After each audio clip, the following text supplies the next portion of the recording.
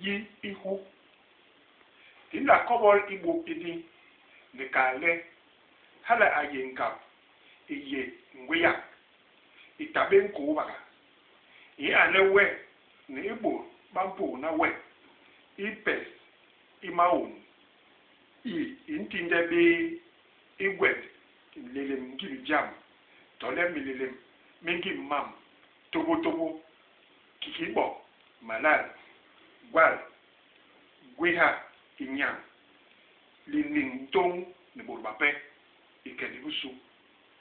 yagbinuga ne yegel gwe yi ihu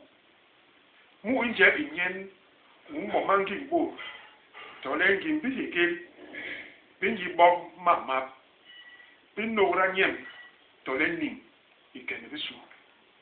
inyungi mbo nwara baba yi nyunga bandora beba jam ilo inke nibisu yihu yeyom ikirini ibihegel